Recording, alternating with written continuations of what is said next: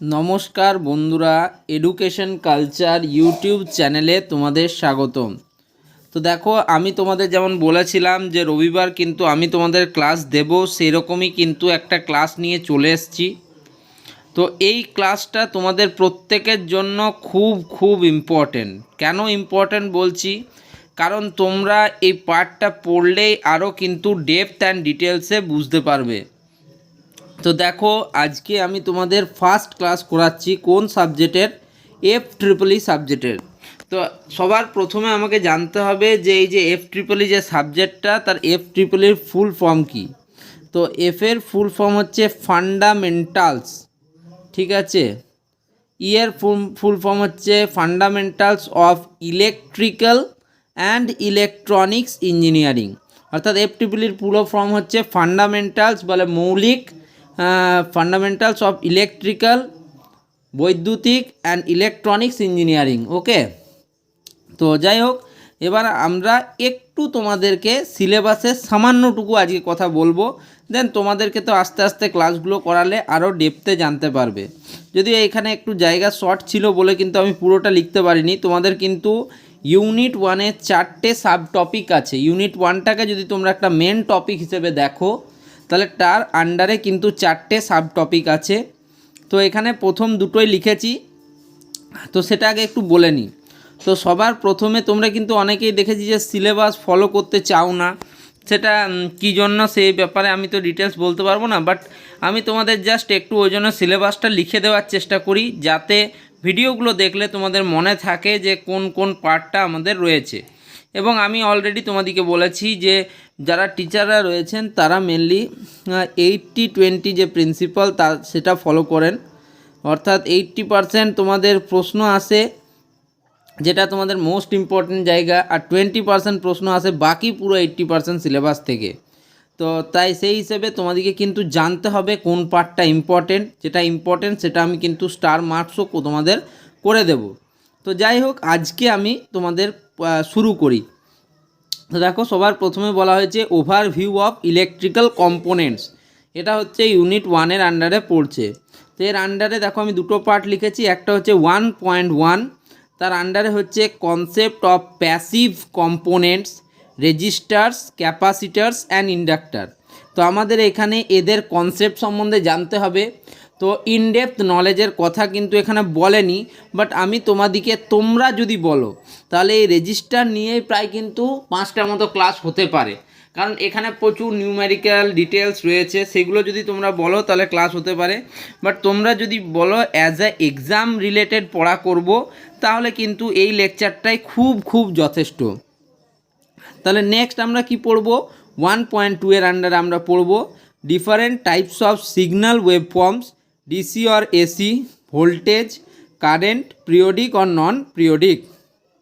তো দেখো, তো আজকের যে টপিকটা আমি আলোচনা করব, অর্থাৎ তোমাদের আজকে যে 18/2/2024 তারিখে এডুকেশন কালচার, তোমাদের এডুকেশন কালচার, তো এখানে আমি তোমাদের পড়াবো কনসেপ্ট অফ প্যাসিভ কম্পোনেন্ট, যেটা তোমাদের ফার্স্টেই দেওয়া আছে। দেখো 1.1-এর আন্ডারে রেজিস্টার্স, ক্যাপাসিটার্স অ্যান্ড ইন্ডাক্টার্স।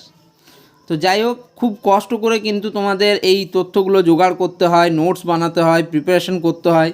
তো তোমরা যদি মনে হয় যে হ্যাঁ সত্যি এটাতে পরিশ্রমের কাজ, তাহলে অবশ্যই কিন্তু ভিডিওটিতে একটা ছোট্ট লাইক দিয়ে দিও, আর ভিডিওটি বন্ধুদের মধ্যে শেয়ার করে দিও, কারণ তাদেরও আশা করছি উপকারে কিন্তু লাগবে ভিডিওটি।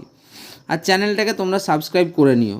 তো যাই হোক, এবার আমি একদম পার্ট বা টপিকে প্রবেশ করি। তো সবার প্রথমে দেখো কনসেপ্ট অফ প্যাসিভ কম্পোনেন্টস। এখানে প্যাসিভ কিন্তু অলরেডি দিয়ে দিয়েছে, তার মানে কম্পোনেন্টস দুরকম হয়। এটা তোমরা যারা সাধারণ অর্থ জানো তারাও বুঝতে পারছো যে একটা হয় অ্যাক্টিভ কম্পোনেন্ট, একটা হচ্ছে প্যাসিভ কম্পোনেন্ট। তো অ্যাক্টিভ কম্পোনেন্ট কোনগুলো? যে তোমার কারেন্ট সোর্স রয়েছে বা ভোল্টেজ সোর্স রয়েছে, সেইগুলো হচ্ছে তোমার অ্যাক্টিভ কম্পোনেন্ট। আর প্যাসিভ কম্পোনেন্ট বুঝতেই পারছো যে রেজিস্টার, ক্যাপাসিটার, ইন্ডাক্টার, এগুলো। যদিও এইগুলো সম্বন্ধে ডিটেলস তোমাদের এখানে বলেনি, তাই আমি আলোচনা করছি না। বাট তোমাদের যদি মনে হয় যে হ্যাঁ একটা অ্যাডভান্স ক্লাস করানোর প্রয়োজন আছে এই কম্পোনেন্টসের উপরে, তাহলে কিন্তু অবশ্যই ভিডিওর নিচে একটা ছোট্ট কমেন্ট করে দিও, আমি অবশ্যই কিন্তু চেষ্টা করব। নেক্সট দেখো রেজিস্টার্স। তো রেজিস্টার্স জিনিসটা কি? যদি আমি একটু ডেফিনেশনে যাই, যেটা ইলেকট্রিক্যাল ডেফিনেশন, যেটা মোটামুটি ক্ষেত্রে সব জায়গাতেই তোমাদের দেওয়া রয়েছে, সেটা হচ্ছে এরকম যে a resistor is a passive electrical component. এই যে রেজিস্টারের এই জায়গাটা মনে রাখবে, প্যাসিভ ইলেকট্রিক্যাল কম্পোনেন্ট, এইটা কিন্তু এর মেন টপিক। যদি তুমি এইটুকুই লিখে দিতে পারো, তাহলে তোমাকে যদি 1 মার্কস থাকে যে হোয়াট ইজ রেজিস্টার্স, তাহলে তোমাকে কিন্তু মোর দ্যান আমি মনে করছি যে একই হয়তো ভালো টিচার থাকলে দিয়ে দেবে, বা অন্যান্য টিচাররা হাফ মার্কস কিন্তু কনফার্ম তোমাকে দেবেই দেবে। তাহলে তোমাদের এই লাইনটা খুব ইম্পর্টেন্ট যে আর resistor is a passive electrical component with 2 terminals, যার কিন্তু 2টো টার্মিনাল থাকে। রেজিস্টার তোমরা হয়তো বাজারে দেখেছো যে এই রকম একটা তোমরা দেখতে পারবে, তার আন্ডারে এই রকম ডিজাইনের কিন্তু ওটা থেকে থাকে, যেখানে বিভিন্ন কালারিং করা থাকে, তোমরা দেখবে রেজিস্টারে। তো এরকম কিন্তু রেজিস্টার দেখতে হয়, তোমরা দেখেছো। আর যদি আমার কাছে থাকে পরে কিন্তু আমি তোমাদের এটা দেখিয়ে দেবো। তো যাই হোক, উইথ 2 টার্মিনালস, যার কিন্তু এ দেখো 2টো টার্মিনাল কিন্তু থাকে, that limits or regulates the flow of electric current. তারা কি করে, তারা এই যে ইলেকট্রিক কারেন্ট, তোমরা জানো একটা সার্কিটের যখন সার্কিট পুরো হয় তখন যে তার মধ্যে দিয়ে ইলেকট্রিক কারেন্ট প্রবাহিত হয়। এবার সেই ইলেকট্রিক কারেন্টকে লিমিট করা বা তার যে ফ্লোকে সেটাকে রেগুলেট করার কাজ করে আমাদের কিন্তু রেজিস্টার ইন ইলেকট্রিক্যাল সার্কিটস। তাহলে এটা হলো কমপ্লিট উত্তর। যদি তোমাকে বলা হয় হোয়াট ইজ রেজিস্টার্স, এটা লিখলে যদি 2 মার্কসও থাকে, আনডাউটেবলি তুমি কিন্তু 2 মার্কসই পাচ্ছ। এবার দেখি আরও কি লেখা আছে। রোধক বা রেজিস্টার তড়িৎ বর্তনীর মধ্যে ব্যবহৃত, আমি একটু বাংলাটাও তোমাদের বলে দিচ্ছি, 2 প্রান্ত বিশিষ্ট এক প্রকার তড়িৎ যন্ত্রাংশ। এই যে ইলেকট্রিক্যাল কম্পোনেন্টস, এর মানে হচ্ছে তড়িৎ যন্ত্রাংশ। তাহলে এর কাজ কি বললাম, এর 2টো টার্মিনাল থাকে, যারা হচ্ছে limits or regulates the flow of electric current. তাহলে এর কাজ হলো তড়িৎ প্রবাহকে বাধা দেওয়া বা রোধ করা।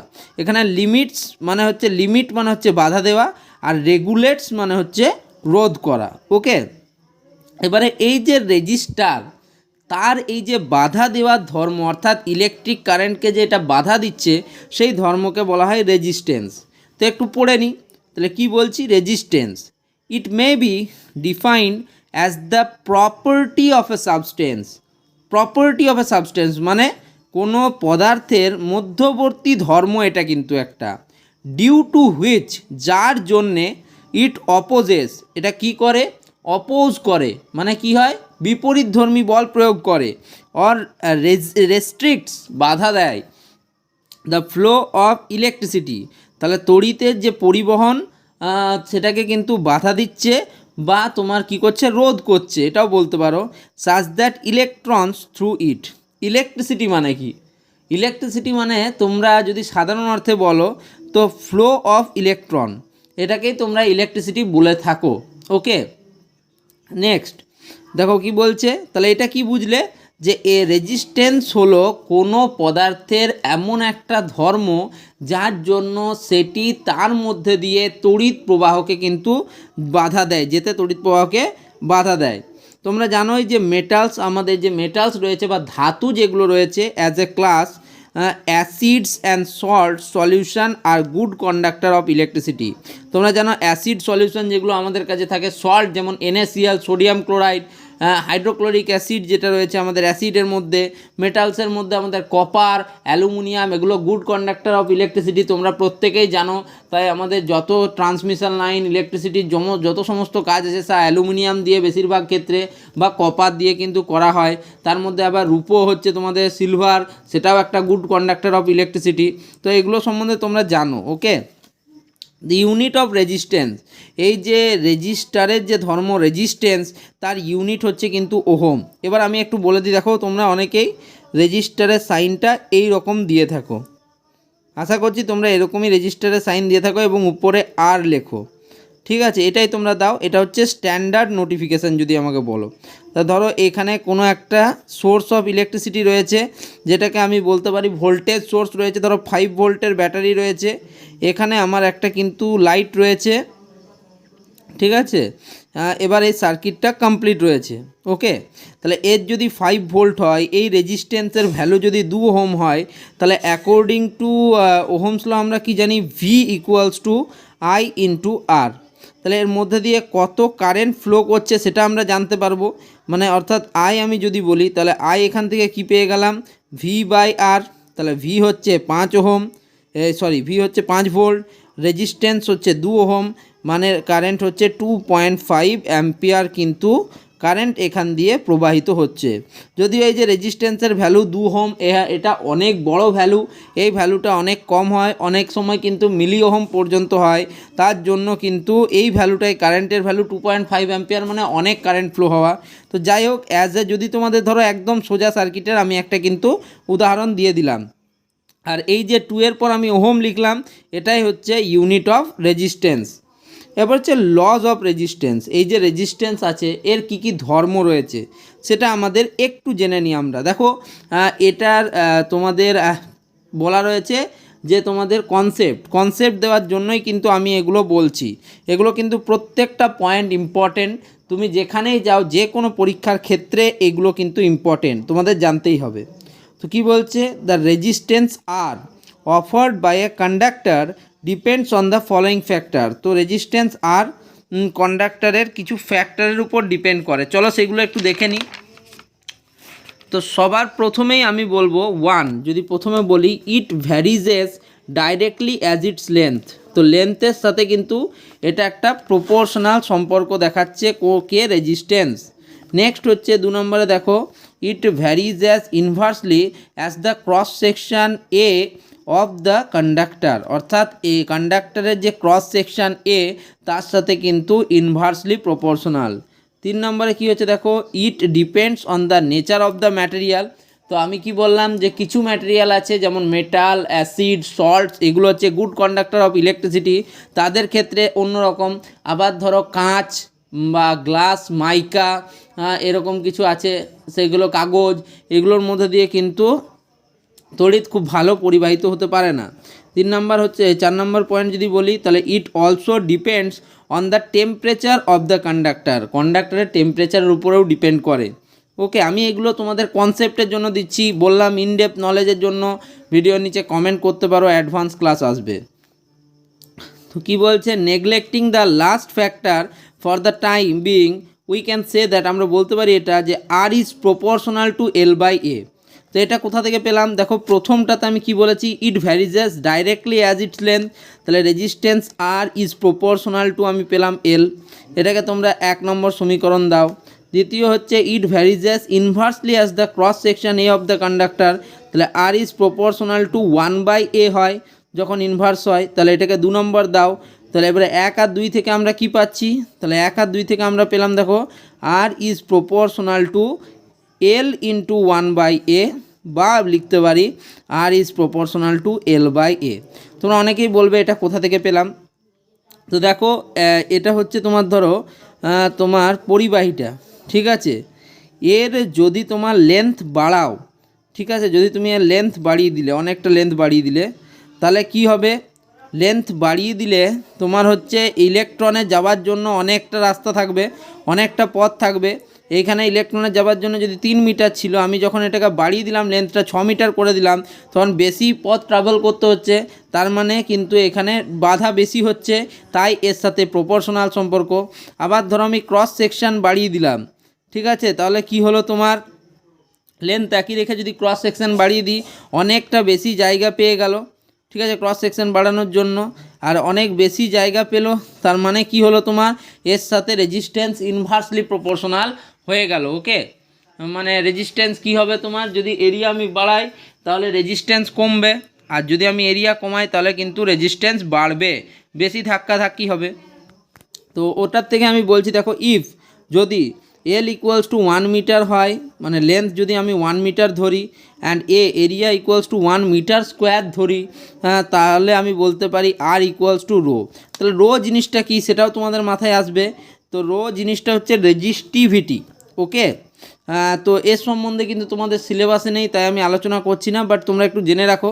তো দেখো, তোমরা সকলেই জানো যে প্রপোর্শনালিটি সাইনটা যখন আমাদেরকে ওঠাতে হয়, তখন সেখানে একটা কনস্ট্যান্ট টার্ম আমাদেরকে কিন্তু রাখতে হয়। তো অনেক ক্ষেত্রে আমরা কে রাখি, বাট রেজিস্ট্যান্সের ক্ষেত্রে আমরা রো রাখি। এই রোটাকে বলা হচ্ছে তোমাদের রেজিস্টিভিটি। মানে একক দৈর্ঘ্যের কোনো তারের মধ্যে দিয়ে একক দৈর্ঘ্যের একক প্রস্থচ্ছেদের কোনো তারের মধ্যে দিয়ে একক রেজিস্ট্যান্স প্রকাশিত হলে তাকে কিন্তু রেজিস্টিভিটি বলে। এটা কিন্তু তোমাদিকে এরকম আসে, যদিও এটা ইম্পর্টেন্ট নয়, তোমাদের পরীক্ষায় নেই তাই আলোচনা করছি না। অবশ্যই আরেকবার মনে করে দিচ্ছি, যদি অ্যাডভান্স ক্লাস করতে চাও অবশ্যই জানাতে পারো। নেক্সট দেখো ইউনিট অফ রেজিস্টিভিটি কী হয়, রো। তাহলে এখান থেকে রো পাচ্ছ, তাহলে আর ইন্টু এ বাই এল হয়ে যাবে। আর এর ইউনিট হচ্ছে ওহম, এরিয়ার ইউনিট হচ্ছে মিটার স্কোয়ার, লেন্থের ইউনিট হচ্ছে মিটার। তাহলে মিটার মিটার কেটে গেল, মিটার স্কোয়ার কেটে গেলে এখানে একটা মিটার থাকে। তাহলে ইউনিট অফ রেজিস্টিভিটি, এটা পরীক্ষায় আসে, স্টার প্রশ্ন, তাই আমি কিন্তু এটা করালাম। তো এটা হচ্ছে ওহম ইন্টু মিটার। ওকে, যাই হোক, নেক্সট আমরা যাব এবার ক্যাপাসিটারে। তোমাদের কিন্তু এখানে দেখতেই পাচ্ছ সিলেবাসে বলা হচ্ছে রেজিস্টার্স, ক্যাপাসিটার্স অ্যান্ড ইন্ডাক্টার্স। তাহলে আমরা রেজিস্টার কমপ্লিট করলাম, এবার আমরা যাচ্ছি ক্যাপাসিটারে। তো একটু ক্যাপাসিটার নিয়ে কথা বলবো। তো capacitor, a capacitors is a passive electronic component. এইখানে একদম ভাই তোমরা দেখো, একদম কনফিউজ হবে না। রেজিস্টার হলো ইলেকট্রিক্যাল কম্পোনেন্ট আর তোমার ক্যাপাসিটার হলো ইলেকট্রনিক কম্পোনেন্ট। এইখানেই কিন্তু ভুলটা হয় বেশিরভাগ স্টুডেন্টদের, তাই আমি বারবার এই জায়গাতে ফোকাস করতে বললাম। তাহলে a capacitor is a passive electronic component that stores energy in the form of an electrostatic field. একটা ইলেকট্রোস্ট্যাটিক ফিল্ডের মধ্যে কিন্তু এনার্জিকে স্টোর করার কাজ করে তোমার capacitor. It contains of two conducting plates. এখানে মূলত দুটো কন্ডাক্টিং প্লেটস বা পরিবাহী পাত থাকে।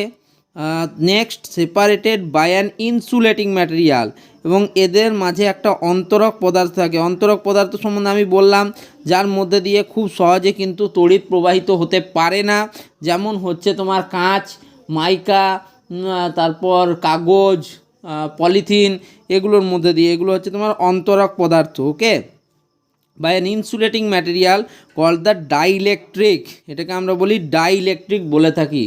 ওকে, নেক্সট এবার দেখি তো বাংলায় কি বলবো।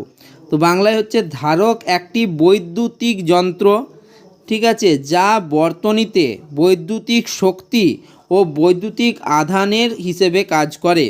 ওকে, এবার দেখো দুইটি পরিবাহী পাত, এখানে দুটো পরিবাহী পাত আছে, তাহলে দুইটি পরিবাহী পাতের মাঝে একটি পরাবৈদ্যুতিক, ডাইইলেকট্রিকের বাংলা হচ্ছে পরাবৈদ্যুতিক অপরিবাহী পদার্থ নিয়ে গঠিত। মানে দুটো পরিবাহী পাত থাকে, কন্ডাক্টিং প্লেট, লেটসে দুটো অ্যালুমিনিয়ামের প্লেট আছে, ঠিক আছে, বা তোমার কপারের প্লেট আছে, তার মাঝে কিন্তু আমার কাঁচের একটা ধরো পরত আছে। ওকে, যেমন ডাই ইলেকট্রিক। তাহলে তুমি পরাবৈদ্যুতিক বা ডাইইলেকট্রিক কী? তো ডাইইলেকট্রিক বা পরাবৈদ্যুতিক হলো এমন একটি পদার্থ যা বৈদ্যুতিক ক্ষেত্রের প্রভাবে পোলারাইত হতে পারে। তো এটা পোলারাইত জিনিসটা কি সেটা তোমাদের কিন্তু সিলেবাসে নেই, তাই আমি ডিটেলসে বলছি না। এ পদার্থের মধ্যে হতে পারে কাঁচ বললাম, সিরামিক যেটা, প্লাস্টিক বা শুধুই বাতাস। ওকে, এবার এই যে ক্যাপাসিটার, ক্যাপাসিটার কি করে বললাম, এটা কি করে আমাদের স্টোর করে এনার্জিকে ইলেকট্রোস্ট্যাটিক ফিল্ডের মধ্যে, ঠিক আছে। তো সেই রকমই তাহলে এর যে ধর্ম, এই যে স্টোর করার ধর্ম, সেটাকেই বলে ক্যাপাসিটেন্স। তাহলে কি বলছে, the property of a capacitor to store electricity, ইলেকট্রিসিটিকে স্টোর করার যে ধর্মটা may be called as its capacitance, এবং তার ক্যাপাসিটেন্স বলা হয়ে থাকে।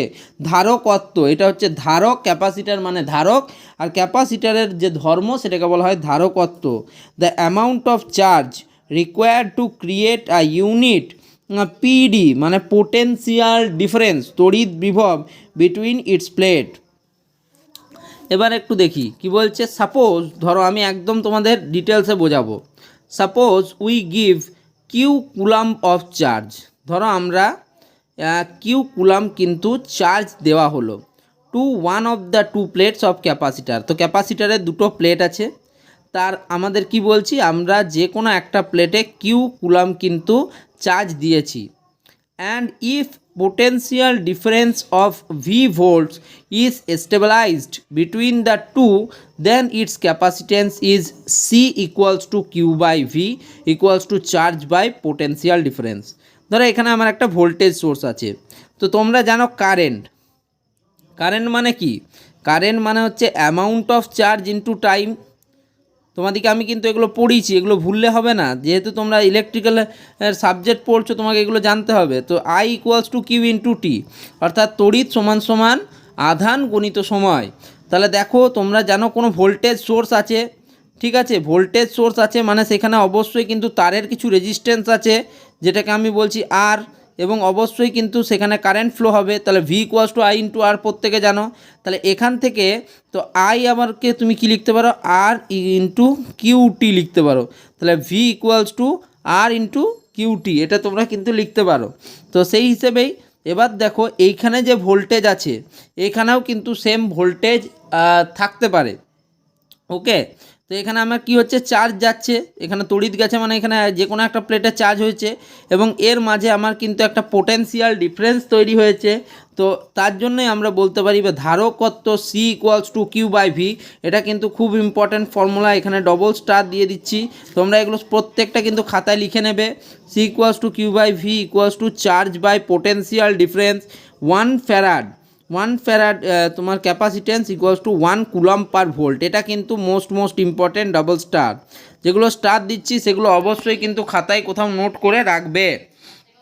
তাহলে এতক্ষণ আমি দুটো জিনিস পড়ালাম তোমাদের, এক হচ্ছে রেজিস্ট্যান্স এবং তার রিলেটেড রেজিস্টার্স, এবং ক্যাপাসিটেন্স এবং তার রিলেটেড ক্যাপাসিটার, যেটা তোমাদের সিলেবাসে রয়েছে একদম according to latest WBSCT syllabus অনুযায়ী কিন্তু পড়ানো হচ্ছে। তাই একদম কিন্তু তোমরা এগুলো গুরুত্ব সহকারে পড়বে। এবার আসি তোমাদের আজকের শেষ পার্টে, যেটা হচ্ছে ইন্ডাক্টার্স। ঠিক আছে, তো কি বলছি দেখো, অ্যান্ড ইন্ডাক্টার অর ইন্ডাক্টার্স যাই লিখতে পারো, and inductor is A passive electronic component, এটা কিন্তু ইলেকট্রনিক, তার মানে রেজিস্টার হচ্ছে তোমার ইলেকট্রিক্যাল, ভালো করে লিখে দিচ্ছি, এটা স্টার মার্ক দিয়ে লিখে নাও। ক্যাপাসিটারকে সি লিখতে পারো, ক্যাপাসিটার হচ্ছে ইলেকট্রনিক। আর তোমার ইন্ডাক্টারকে তুমি লিখতে পারো আই লিখো, বাট আই তোমার যদি কারেন্টের সাথে মিলে যাচ্ছে তুমি এল লেখো, তাহলে এল হচ্ছে ইন্ডাক্টারকে আমি লিখতে পারি ইলেকট্রনিক। তাহলে এটা মনে রাখবে। তাহলে রেজিস্টার হচ্ছে ইলেকট্রিক্যাল কম্পোনেন্ট, ক্যাপাসিটার হচ্ছে ইলেকট্রনিক কম্পোনেন্ট, এবং ইন্ডাক্টার হচ্ছে electronic component. An inductor is a passive electronic component that stores energy in the form of a magnetic field. Magnetic fielder ফর্মে কিন্তু এনার্জিকে স্টোর করে। এই যে ক্যাপাসিটার কিভাবে এনার্জিকে স্টোর করে সেটা যদি তোমাদের ইন ডেপথে জানতে হয়, ওকে, তাহলে কিন্তু অবশ্যই তোমাদেরকে ফিজিক্সে অনার্স করতে হবে। কেন বলছি দেখো, কারণ এটার পিছনে কিন্তু অনেক ফিল্ড থিওরি কাজ করে। তো সেই সব থিওরি জানতে গেলে তোমাদের প্রয়োজন নেই না, তাও আমি বলছি কেউ যদি জানতে চাও তাহলে কিন্তু আমি ক্লাস করাতে পারি, বাট সেটার কিন্তু অনেক কিছু রয়েছে যে বিষয়গুলো তোমাদেরকে কিন্তু আরও ডেপথে না পড়লে কিন্তু বোঝা মুশকিল। ওকে, তো যদি বলো ক্লাস হয়তো আসবে, বাট আশা করছি তোমাদের এটা খুব একটা লাগবে না। আর ইন্ডাক্টারও কীভাবে এনার্জি স্টোর করে সেটা সম্বন্ধেও আশা করছি তোমাদের খুব বেশি ব্যাপার থাকবে না। লেটস আমি একটা ছোট্ট উদাহরণ দিই, যদি তোমরা বুঝতে পারো তাহলে তো খুবই ভালো হয় আমার। দেখো লেটসে এটা একটা ইন্ডাক্টার, এর মধ্যে দিয়ে কারেন্ট যাচ্ছে, ঠিক আছে, তো কারেন্টটা এরকম ধরো ঘুরে ফিরে তো যাবে, নেক্সট এদিক থেকে বেরোবে। তো লেটসে দেখো তোমরা ফ্যারাডেস তুমি ফ্লেমিংসের left hand rule right hand রুলের যে নিয়মগুলো পড়েছো সেই অনুযায়ী দেখো কারেন্ট আমার কিন্তু এদিকে যাচ্ছে। ওকে, যখন কারেন্ট আমার এদিকে যাচ্ছে তো ম্যাগনেটিক ফিল্ডটা আমার ভেতর থেকে বাইরের দিকে আসবে লেটসে, তাহলে সেইখানে কিন্তু দেখতে পাবে যে একটা কিন্তু উপরের দিকে এরকম একটা ম্যাগনেটিক ফিল্ড তৈরি হবে, নিচের দিকে একটা ম্যাগনেটিক ফিল্ড তৈরি হবে, এবং তার ফলেই কিন্তু এখানে এনার্জিটা স্টোর হবে। সেটাও আরও ইনডেপথ আছে। তো যাই হোক আমি একটু শুধু তোমাদের বোঝাবার চেষ্টা করলাম। এটা কিন্তু আরও ডেপথে বুঝতে গেলে তোমাদেরকে ফ্লেমিংসের রুলস এবং তোমার ফ্যারাডেজ ল অফ ইলেকট্রোম্যাগনেটিক ইন্ডাকশান এগুলো সম্বন্ধে আরও ডেপথ নলেজ লাগবে, যেটা কিন্তু তোমরা যখন ইলেকট্রিক্যাল ইঞ্জিনিয়ারিংয়ে উঠবে তখন যদি আমাকে বলো আমি ক্লাসটা করিয়ে দেবো। তো কি বললাম, এবার আমি ইন্ডাক্টার নিয়ে কিছু ছোট ছোট তোমাদের কথা বলি যেগুলো কিন্তু পরীক্ষায় আসে পয়েন্ট হিসেবে। যদি আমাকে বলো ফার্স্ট পয়েন্টে আমি লিখেছি দেখো, an inductor is made of a coil, একটা কয়েল দিয়ে কিন্তু এটা মেড অফ হয়, অফ কন্ডাক্টিং ওয়্যারস, একটা তার আছে যেটা সোজা তার এবার কি করলাম, আমি এই তারটাকে বাঁকিয়ে এরকম করলাম, তখন এটা হয়ে গেল আমার inductor. Okay, A conductor is a made of coil of conducting wires, বা অনেকগুলো তারের করতে পারো, সেটা তোমার ব্যাপার। Next, the inductor is a coil which stores energy in a magnetic field, একটা ম্যাগনেটিক ফিল্ডের মধ্যে এনার্জিকে স্টোর করে। When electric current flow through it, যখন এর মধ্যে দিয়ে ইলেকট্রিক কারেন্ট যায় তখন এটা একটা ম্যাগনেটিক ফিল্ড হিসেবে এনার্জিকে স্টোর করে, যেটা কিন্তু আমি অলরেডি তোমাদের দেখিয়েছি। Okay, next, an inductor typically consist of an insulated wire wound in onto a coil around a core। দেখো এইরকমভাবে কিন্তু আমি যেমন দেখালাম এরকমভাবে কিন্তু থাকে না। ধরো আমার কাছে একটা এরকম আমার কাছে একটা ধরো পাত রয়েছে, ঠিক আছে, কন্ডাক্টিংয়ের। নেক্সট আমার এইখান দিয়ে এলো, তারপরে লেটসে আমি এটাকে ঘুরিয়ে ঘুরিয়ে ঘুরিয়ে ঘুরিয়ে ঘুরিয়ে ঘুরিয়ে নিয়ে গেলাম, তারপরে এখান দিয়ে বার করলাম। তো এটা হচ্ছে তোমার একটা ধরো তামার তার বা কিছু পাত তার উপর দিয়ে গেছি, তো এই জিনিসটাকে আমাদের বলা হয় কোর। একটা কোরের উপরে কিন্তু সেটাকে আমরা থাকে, ওটাই বলেছে। An inductor is a coil of wire which opposes the flow of change of current through itself in the form of magnetic field. এবার কি হয় তোমাদের ইলেকট্রিকের ক্ষেত্রে, কি বললাম, রেজিস্টারের ক্ষেত্রে, তো রেজিস্টার কি করে, ফ্লো অফ কারেন্টকে বাধা দেয়। একইভাবে ইন্ডাক্টারও আমাদের ফ্লো অফ কারেন্টকে কিন্তু চেঞ্জের তারা, সেটা যেমন ধরো এখানে আমার 5 অ্যাম্পিয়ার কারেন্ট যাচ্ছে তাকে বাধা দিল, বাট ধরো ইন্ডাক্টার আমাদের কাকে বাধা দেয়, ধরো 5 অ্যাম্পিয়ার কারেন্ট যাচ্ছিলো, ঠিক আছে, হঠাৎ করে আমার 3 অ্যাম্পিয়ার কারেন্ট আসতে শুরু হয়ে গেল, তখন কিন্তু এটা কিন্তু তার যে সাডেন চেঞ্জটাকে কিন্তু বাধা প্রদান করবে ইন্ডাক্টার। নেক্সট আরেকটু বলি, when a length of wire is form onto a coil it becomes a basic inductor. ঠিক আছে, এটা দরকার নেই। When there is a current through the coil a three dimensional electromagnetic field is created. আমি তোমাদের আগেই বললাম যে এখানে কিন্তু একটা ইলেকট্রোম্যাগনেটিক ফিল্ড তৈরি হয়। তোমার ফ্লেমিংসের যে নিয়ম আছে, লেফট হ্যান্ড রুল, সেই অনুযায়ী কিন্তু এখানে এটা তৈরি হয়, যেটা কিন্তু 3-ডাইমেনশনাল। অর্থাৎ আমরা সাধারণ চোখে যে 2D ডায়াগ্রামগুলো দেখে থাকি সেগুলো কিন্তু ডায়াগ্রামের মতো এখানে ম্যাগনেটিক ফিল্ড তৈরি হয় না, এখানে 3D কিন্তু ম্যাগনেটিক ফিল্ড তৈরি হয়। Three dimensional is created surrounding the coil in all direction, যে কোনো ডাইরেকশনের ক্ষেত্রে এটা প্রযোজ্য। এবার এই 2D এবং 3Dর ক্ষেত্রে একটা ছোট্ট ডিফারেন্স দিয়ে দেখো, আমাদের অ্যাক্সেস হয়, তোমরা জানো এটাকে বলা হয় এক্স অ্যাক্সিস, এটাকে বলা হয় ওয়াই অ্যাক্সিস। অবশ্যই এর মাঝে অবশ্যই কিন্তু তোমার ওয়াই ড্যাশ এবং এক্স ড্যাশ এক্সিস এসে থাকে। এইখানে যদি কোনো তোমার চিত্র থাকে সেটাকে আমরা বলছি ধরো 2D ডায়াগ্রাম, বাট আরেকটা হয় যেটাকে বলা হচ্ছে 3-ডাইমেনশনাল, যেখানে কিন্তু শুধুমাত্র তোমার এক্স ওয়াই থাকে এমনটা নয়, এখানে কিন্তু একটা জেড বলেও থাকে। ধরো কোনো যে বস্তু এইখানে অবস্থান করছে বা এইখানে অবস্থান করছে, তাহলে তার প্লেন অনুযায়ী কিন্তু সেইটা ডিফারেন্স হয়ে থাকে। এটাই হচ্ছে তোমার 3-ডাইমেনশনালের বিশেষ বৈশিষ্ট্য। তো যাই হোক, আমি তোমাদের আজকে যেমন তোমাদের এখানে বলা হচ্ছে কনসেপ্ট, ভালো করে পড়ো, সিলেবাসটা পড়ো। কনসেপ্ট মানে কি, বাস্তবিক তোমার যে ধারণা সেটা কিন্তু এখানে দিতে বলা হয়েছে। ইনডেপথ কিন্তু ধারণার কোনো প্রয়োজন নেই। আর এটা হচ্ছে তোমাদের দেখো FEEর অর্থাৎ fundamentals of electrical and electronics ইঞ্জিনিয়ারিংয়ের ফার্স্ট চ্যাপ্টার, তো সেক্ষেত্রে এখানে খুব ডেপথের প্রয়োজন নেই। ওকে, তো তোমাদের জন্য সব সময় কিন্তু আমি একটা জিনিসই বলে রেখেছি, যদি তোমরা চাও তাহলেই কিন্তু তোমরা এই ভিডিওগুলোকে বন্ধুদের মধ্যে শেয়ার করতে পারো, তারা কিন্তু ভিডিওগুলো দেখলে আরও অনেকে শেয়ার করবে, দেন এরকমভাবে কিন্তু একটা বন্ডিং তৈরি হতে পারে। এটা সম্পূর্ণটাই তোমাদের চাওয়ার উপর নির্ভর করছে। আর তোমরা দেখো আগের ভিডিওগুলোতে খুব বেশি আমি দেখতে পাচ্ছি না রেসপন্স, তোমাদের রেসপন্সের উপরে তো ক্লাস হবে বলো। যাই হোক, আশা করছি তোমাদের ভিডিওটা ভালো লাগছে। ভিডিওটা ভালো লাগলে কিন্তু তোমরা পরবর্তী ক্লাসের জন্য ভিডিও নিচে কমেন্টে জানাতেও পারো, আমি তোমাদের অবশ্যই পাশে থাকবো। ভিডিওটা এখানেই শেষ করছি, ধন্যবাদ।